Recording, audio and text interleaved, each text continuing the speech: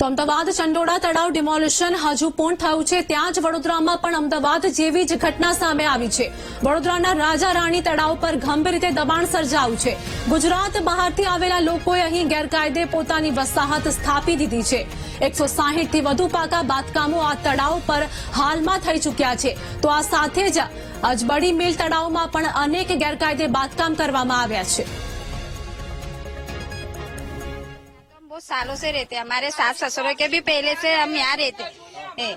अब वो ऐसा कहते तोड़े तो अब हम कहाँ जाएंगे? अब इतने बरस से रह रहे, हम पानी भी है, लाइट बिल है, सब है, हमारे घर के कार्ड। हमको तो यहाँ भले हाँ, यहाँ पे तो कोई बांग्लादेश है नहीं, तो फिर यहाँ वालों को क्यों हटा रहे? सभी यहाँ के इंडिया के रहने वाले हैंगे, हिंदुस्तानी है। फिर हमारे मकान तुम तोड़ डालेंगे तो हम हमारे परिवार को लेकर कहाँ जाएंगे? हमारे बच्चों अभी तो देखो अभी कितनी महंगाई चल रही, अभी हम घर के भाड़े नहीं भर सकते, तो हम मकान कहाँ से लेंगे? बस हमारी इतनी राय है कि हम हमारे घर मकान तोड़े तो बस हमको मकान के बदले मकान चाहिए, बस और कुछ नहीं चाहिए। कितने साल से आप रहते हैं, कहाँ से आए थे?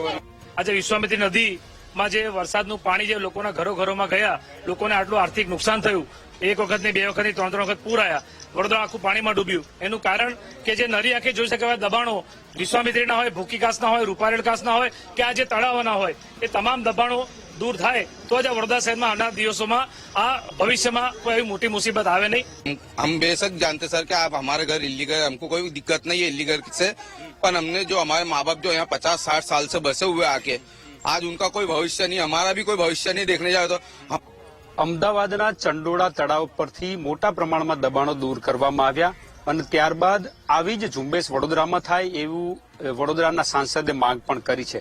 અમે અત્યારે પહોંચ્યા છીએ વડોદરાનું રાજા રાણી તળાવ છે ત્યાં।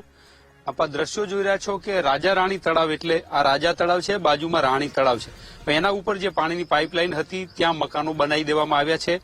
આ ત્રણેય તળાવની આજુબાજુ મોટા પ્રમાણમાં ઝૂંપડપટ્ટી અને મકાનો છે બાંધી દેવામાં આવ્યા છે। સાંસદે માંગ કરી છે કે વડોદરા કોર્પોરેશન પણ અમદાવાદ જેવી કાર્યવાહી કરે અને આ દબાણો તોડવામાં આવે। આ રાજા તળાવ છે એની બાજુમાં જે બ્રિજ દેખાય છે ત્યાં એની બાજુમાં જે અજબડી તળાવ છે એ પણ આવેલું છે, એ બ્રિજ પણ ગેરકાયદેસર બનાવી દેવામાં આવે છે।